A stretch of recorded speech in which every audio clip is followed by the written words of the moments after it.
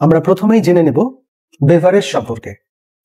Beverage হচ্ছে দুই ধরনের, অ্যালকোহলিক বেভারেজ এবং নন অ্যালকোহলিক বেভারেজ। তো আমি আজকে আপনাদেরকে শেয়ার করব নন অ্যালকোহলিক বেভারেজ সম্পর্কে। নন অ্যালকোহলিক বেভারেজ হচ্ছে তিন ধরনের। নাম্বার 1 রিফ্রেশিং, নাম্বার 2 নারিশিং, আর নাম্বার 3 স্টিমুলেটিং। তো চলুন জেনে নেই রিফ্রেশিং কি, কোন বেভারেজ গুলো রিফ্রেশিং এর ভেতর আসবে, কোন বেভারেজ গুলো নারিশিং এর ভেতরে আসবে এবং কোন বেভারেজ গুলো স্টিমুলেটিং এর ভেতর আসবে। রিফ্রেশিং সাধারণত লেমন জুস বা যে কোনো ধরনের জুস বা শরবতকেই আমরা রিফ্রেশিং ড্রিঙ্কস হিসেবে চিনি, যা খাবার পর আমরা সতেজ হয়ে যাই। Number 2 nourishing beverage.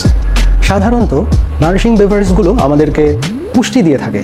আমরা প্রতিদিন হরলিক্স বা বর্নভিটা খাই, তো এগুলো আমাদের শরীরের হাড় বা বিভিন্ন অর্গানকে শক্তিশালী করে। নারিশিং ড্রিঙ্কসগুলো হচ্ছে হরলিক্স বা বর্নভিটা টাইপ যে ড্রিঙ্কসগুলো আমরা দেখতে পাই, সেই বেভারেজগুলো।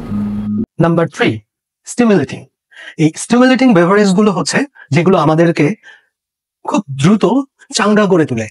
লাইক যেই বেভারেজগুলোর ভেতরে ক্যাফেইন থাকে, আমরা সাধারণত কফি বা টিকে স্টিমুলেটিং ড্রিঙ্কস হিসেবে চিনি। তো প্রিয় দর্শক, এই ছিল নন অ্যালকোহলিক বেভারেজের তিনটি ক্যাটাগরি।